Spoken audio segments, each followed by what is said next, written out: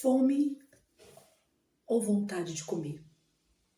Gleice Paixão nos trouxe uma meditação em cima deste tema e a forma da qual o Espírito Santo a usou para abordar esse tema foi tremenda. Temos 2 vídeos de Gleice Kelly, da Gleice Paixão, que ela fala justamente sobre isso. Fome é uma ação. Fome ou vontade de comer?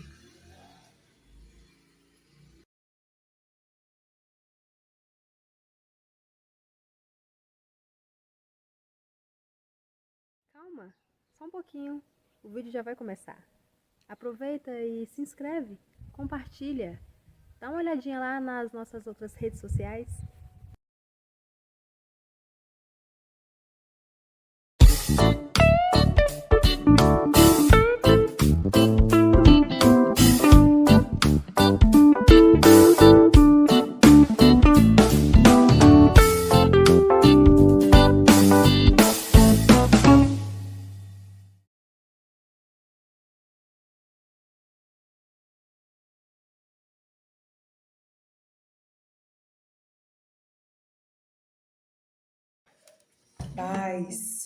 Paz e graça sejam com todos. Que em nome de Jesus, a paz que excede todo esse entendimento comece a agir nas nossas vidas, para a honra e glória no nome do Senhor. Eu vou dar continuidade à parábola de Lucas 15, do filho pródigo, só que agora eu já não falo mais sobre o filho pródigo. Eu vou falar sobre o irmão mais velho do filho pródigo, que, ao meu ver, também é pródigo. Como na ministração passada eu já li o significado de pródigo, que significa esbanjador, aquele que gasta os seus bens, que queima fora as suas fazendas e as suas fortunas. Mas antes de ir para a parábola, Lucas 15, 7 diz: Eu vos digo que assim haverá mais alegria no céu por causa de um pecador que se arrepende do que por causa de 99 justos que não precisam de arrependimento. E é desse jeito que eu quero começar a falar sobre o filho mais velho, o irmão mais velho do filho pródigo. Filho, irmão, mas é o irmão mais velho do filho pródigo. No ambiente do filho pródigo, a gente falou sobre fome, sobre comer, sobre desobediência, sobre remorso, sobre a sentença, Miguel me dando uma cola, sobre o pecado, que no ambiente errado, a fome é uma sentença. E isso foi falado na ministração anterior. Dando sequência a ela, eu queria falar sobre a resposta também de Jesus aos discípulos, falando junto com a samaritana, que estava em João 4:34. Ele fala que a minha comida é a fazer a vontade do meu Pai e é realizar as suas obras. Lucas 15, versículo 25, eu vou começar a leitura.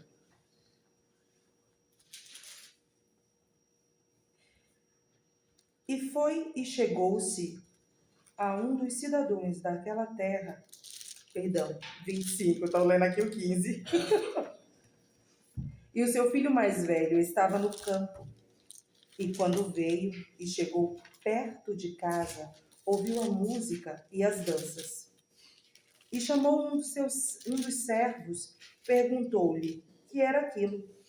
E ele lhe disse: Veio teu irmão, e teu pai matou o bezerro cevado, porque o recebeu são e salvo. Mas ele se indignou e não queria entrar. E, saindo seu pai, estava com ele. Mas respondendo ele, disse ao pai: Eis que te sirvo há tantos anos, sem nunca transgredir o teu mandamento, e nunca me deste um cabrito para alegrar-me com os meus amigos. Vindo, porém, este teu filho, que desperdiçou a tua fazenda com as meretrizes, mataste-lhe um bezerro cevado. Por que eu digo que, ao meu ver, esse filho mais velho também é pródigo? Eu fiquei lendo e me perguntando várias vezes, por que ele sabia o lugar onde o irmão caçula dele gastou o dinheiro? Como ele sabia que ele gastou o dinheiro com meretrizes? Quem foi que ensinou o caminho desse para o irmão caçula? Quem foi que enveredou o irmão caçula a isto? Quem foi que deu um spoiler para ele? Quem foi que passou um WhatsApp? Ah, seu irmão está aqui. Então, Gleice, eu penso que o irmão caçula aprendeu isso. Que foi uma prática que ele aprendeu. Que ninguém dá uma louca e diz, vou sair de casa. E torra tudo, como ele diz aqui no versículo 30, com as meretrizes. Eu penso que esse filho é pródigo. Não só porque ele sabia onde estava o irmão, mas porque ele fere o mandamento. Mas lembrando, são questionamentos meus. Eu fico lendo e relendo e surge questionamento.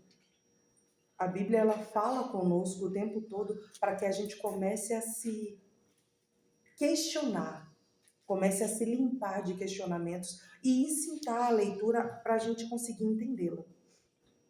Ou não entendê-la, aprender com ela. Eu tenho uns questionamentos e eu coloquei bem aqui.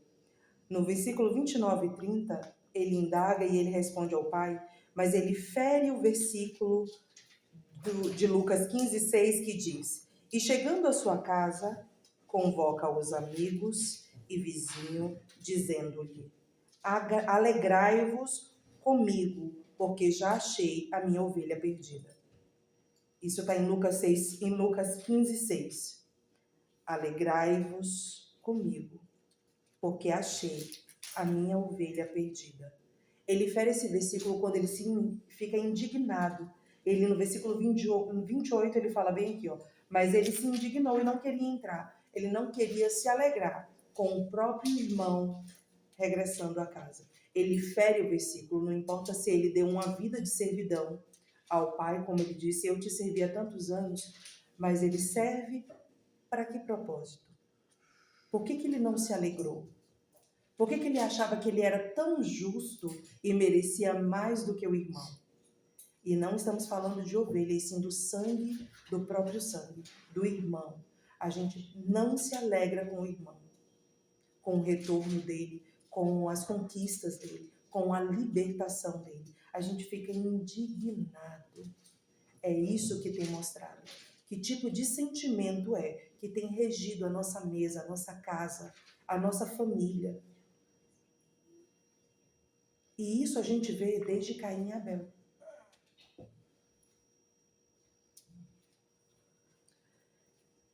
E eu coloquei bem aqui. Paulo nos diz, em 1 Coríntios 11:28, examine-se, pois, o homem a si mesmo, e assim coma deste pão e beba deste cálice. Mas quando Paulo fala, examine-se o homem a si mesmo, não é uma brincadeira, não é para colocar um filtro, é para se examinar. O pai responde ao filho, no versículo 31, dizendo bem assim, e ele lhe disse, filho, tu sempre estás comigo, e todas as minhas coisas são tuas, mas era justo alegrarmos-nos e regozijarmos-nos, porque este teu irmão estava morto e reviveu, tinha se perdido e foi achado. Em caso de vida, a gente encontra a ira no nosso próximo. Como me feriu ler isso? Como me feriu entender e me ver dentro disso? Que tipo de mesa é que a gente participa e ao invés da gente cumprir o versículo, a gente fere o versículo?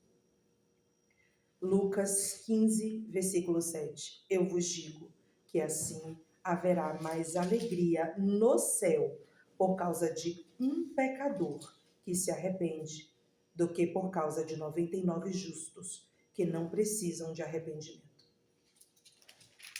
Por que eu entendi que os 2 filhos eram pródigos?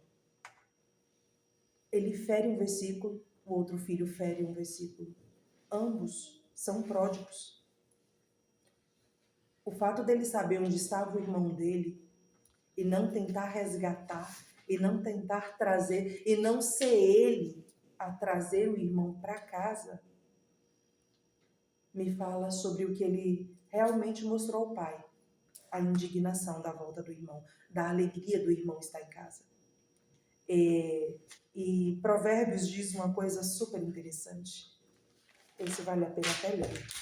Provérbios 28, 13 diz: o que encobre as suas transgressões nunca prosperará, mas o que as confessa e deixa alcançará misericórdia.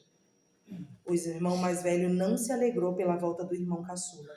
Ele se considerava mais justo e digno de receber o que o irmão estava recebendo do pai naquele dia.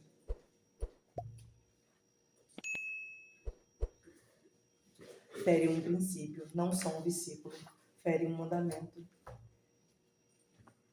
Minha mãe me dando uma cola, que aqui nos reclames do Plim Plim, a plaquinha também sobe.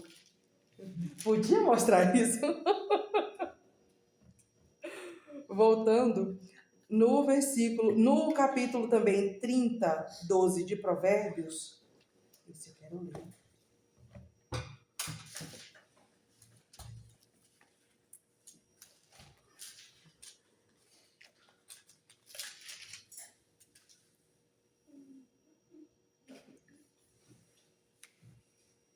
Há uma geração que é pura aos seus olhos e que nunca foi lavada da sua imundícia. Meu Deus! Na tradução do Novo Mundo diz que há uma geração que se considera pura aos seus olhos, mas nunca foi lavada do seu excremento. É isso que a palavra nos diz. Muitos se consideram justos, muitos se consideram limpos, muitos se consideram muitas coisas, mas não foram lavados de verdade, não passaram pelo arrependimento. Mateus 3:8 diz: produze, pois, frutos dignos de arrependimento. João Batista diz: vos batizo com água para o arrependimento. O princípio de tudo é se arrepender. Desse princípio, a gente só tem um mandamento supremo: amar ao teu Deus sobre todas as coisas, acima de tudo, e depois o nosso próximo. Ele fere os princípios e os mandamentos quando ele não ama o próximo dele, o irmão dele, quando ele se indigna com isso. E que tipo de irmão eu tenho sido para minha mesa? Que tipo de arrependimento eu tenho colocado diante dos outros, diante do que eu considero justo aos meus olhos? Que tipo de arrependimento eu tenho servido a Deus? Produze, pois, frutos dignos de arrependimento. Queremos as riquezas, as fazendas, os bens, as promessas, todas as maravilhas de Deus, nosso Pai. Mas não nos entregamos totalmente ao arrependimento. Paulo nos alerta de um grande perigo em 1 Coríntios 11, 29.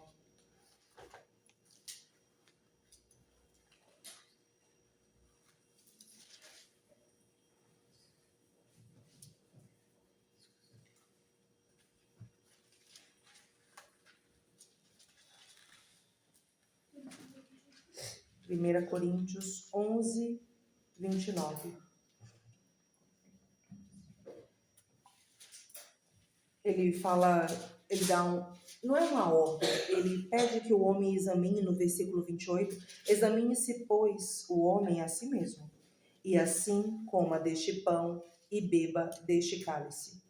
No versículo 29 ele diz, porque o que come e bebe indignamente, come e bebe para sua própria condenação, não discernindo o corpo do Senhor. Que tipo de ceia, que tipo de pão? A gente vê que o céu se alegra, a gente convoca os amigos, os irmãos para se alegrar, para ceiar conosco. Que tipo de ceia estamos servindo na nossa mesa sem arrependimento? Que tipo de condenação é que estamos recebendo pela nossa estupidez, pela nossa ignorância, pelo nosso pecado? E isso é um alerta gigante, porque o que come e bebe indignamente, come e bebe para sua própria condenação, não discernindo o corpo do Senhor. Lucas 15, 10.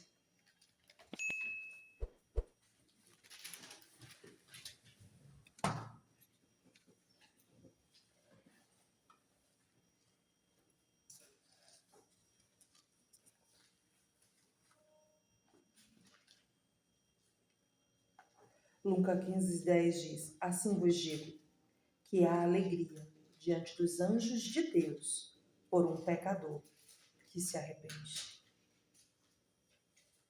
É um pecador que se arrepende. Aleluia. Um pecador que se arrepende. Um pecador se arrependendo gera alegria diante dos anjos e diante de Deus. Porque o pai, quando vê um filho voltando para casa, na hora ele falou, rápido, mata o bezerro cevado, traz uma veste para o meu filho, já bota uma sandália e um anel no dedo dele.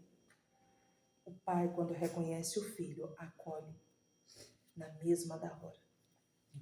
Serve a mesa e sacia a fome que ele precisa para curar. Por isso que Paulo fala para a gente se examinar, porque quando a gente come indignamente, existe uma condenação nos aguardando. Que tipo de arrependimento a gente tem por comer indignamente? Só nos resta nos arrepender e comer do que Jesus, o Filho de Deus, nos ensina em João 4, 34. Ele diz, a minha comida é fazer a vontade daquele que me enviou, é realizar a sua obra.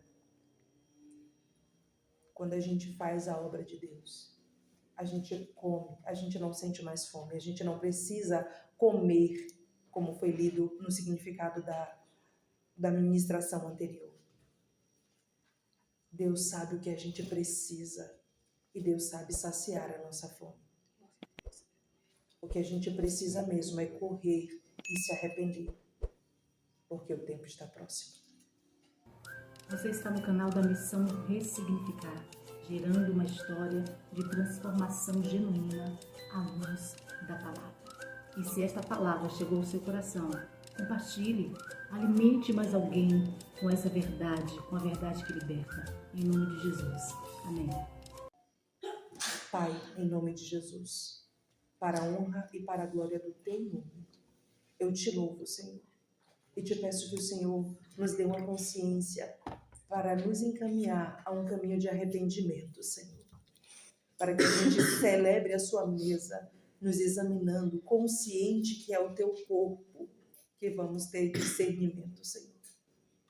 A gente precisa entrar, Senhor, num caminho de arrependimento para ceiar contigo, para que se alegre os teus anjos diante de ti, Senhor, pelas nossas vidas. Nos banha, Senhor, de arrependimento. Nos envereda pelo caminho do arrependimento, um arrependimento de verdade, um exame de verdade de quem somos e do que estamos sendo, Senhor, diante de ti. Muda nossa consciência, Senhor, nos torna realmente puros, nos lava da nossa imundícia, do nosso pecado, das nossas vestes rotas, Senhor. Nos traz, Senhor, as vestes novas do Senhor. Nos lava, Senhor, com as águas mesmo do arrependimento, Senhor. E nos traz para a vida, para uma vida em Ti. Uma vida digna de Te servir, Senhor. Uma vida que alcança a alegria quando um outro volta para casa, quando um outro irmão se arrepende. Uma vida que é digna de se alegrar pela salvação do outro. Nos ensina, Senhor, a andar mesmo à luz da Tua palavra e a ser transformado, moldado urgentemente por ela, pelas Tuas mãos, meu Pai. E não se afaste, Senhor, de nós, mesmo nós não merecendo, mesmo mal sabendo que é um arrependimento. Nos envereda pelo caminho do arrependimento para que haja em nós, Senhor, salvação. Em nome de Jesus. Amém, Senhor. Amém.